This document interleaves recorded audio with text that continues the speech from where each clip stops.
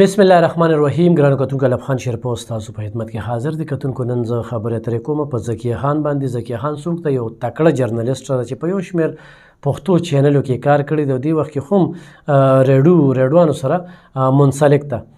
ذکیه خان چې ځایي اوسیدونکي د نوښار ده او دې وخت کې په پېښور ګلبهار کې اوسیږي. او تېره ورځ په موټرسایکل کسان راغلي دي او کوشش یې کړی دی چې د هغې په مخ باندې تیزاب واچوي.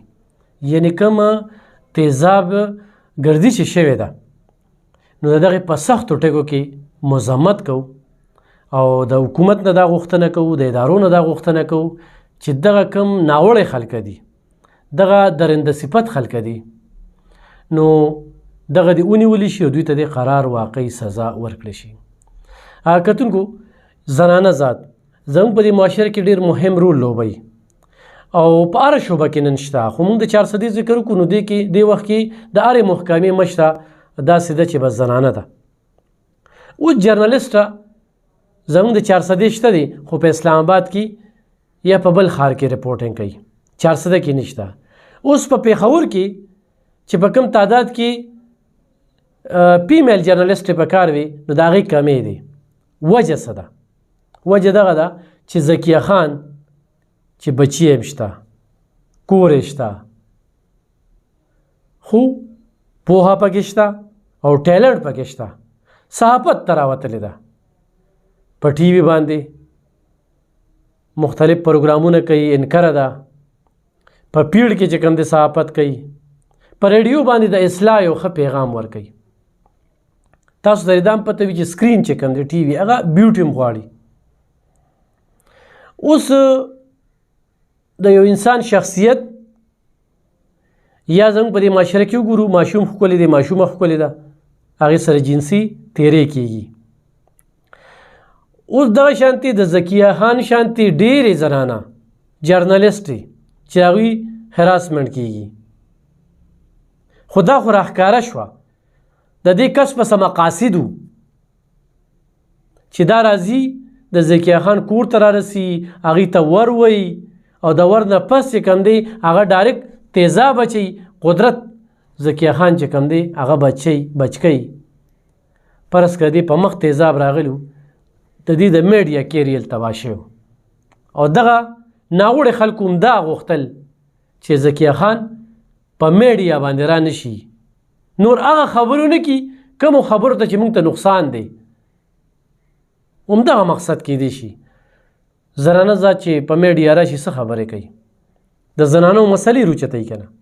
زنانو سره ظلم کیږي، په ادارو کې ورسره هراسمنټ کیږي، بلیک میل کیږي، په مختلفو طریقو باندې کورونو کې تشدد کیږي. زنانه د زنانو د مسلو نه خبر وي. اوس هغه ناوړه خلک چې په کورونو کې زنانو باندې تشدد کوي، تنګۍ یې ډېر زنانو باندې آیس خرڅوي، سمګلینګ پې کوي، نو ذکیه خان په دې لحاظ سره ډېر بحثونه کړي دي، د زنانو اواز یې راپورته کړی دی.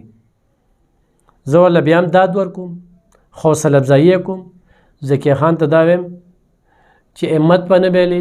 دې وخت کې د پښتونخوا صحافیان چې کوم دی هغه تا سره څنګ په څنګ او کلک ولاړ دي. نن ستا دغه رپورټ چې په دې دومره میډیا چینلو یا په اخباراتو کې راغلی دی نو دا تاسو سره دې خلکو همدردي ده، د میډیا د برادرۍ د ادارو. ورسره وزیر اعلی هم د دې نوټس اخیستی دی، آی جي هم نوټس اخیستی دی، سی سی پي او صاحب هم نوټس اخیستی دی. خو سی سی پي او صاحب نه زموږ دا غوښتنه وي چې دا خلک، دا درنده صفت خلکه، دا دې زر تر زره ګرفتار کړي شي.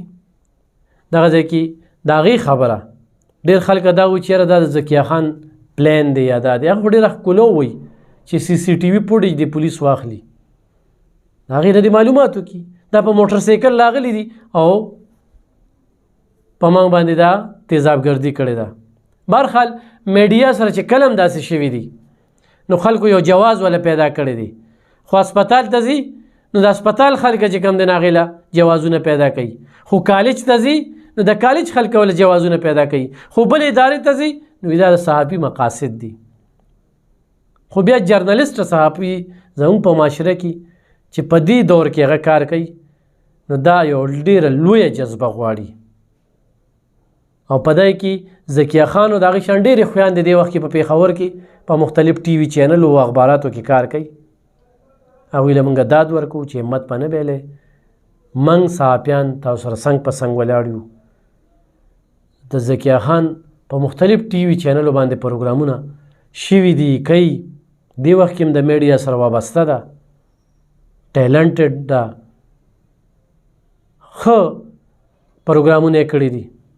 نو چې کله دا خبر زمونږ د مخې نه تیر شو نو ډېره صدمه راته میلاو شوه او خفګان پې کوو او د صوبایي حکومت نه او د پولیس انتظامیې نه پر زور دا غوښتنه کوو چې د ذکیه خان دغه خلکو دوی یو قتل کړی دی، دوی یو کوشش کړی دی، یو ښه څه یې کړې ده چې د یو زنانه ذات ژوند یې په دو لګو، هغې د دنیا نه کټ کوله. خو چې وي خدای نه کړي نو پیر بابا به څه کړي. ذکیه خان سره چا دعا وه، داسې اواز به یې پورته کړي چې یو سړی کمرې ته دروازې ته دې رارسي او هغه غورځوي تیزاب او هغې کې تاسو بچ کېږئ. نو کتونکو دغه څو خبرې مې په ذکیه خان کولې چې ډېر ظلم زیاتې ورسره شوی دی، موږ یې پر زور مزاحمت کوو. مننه.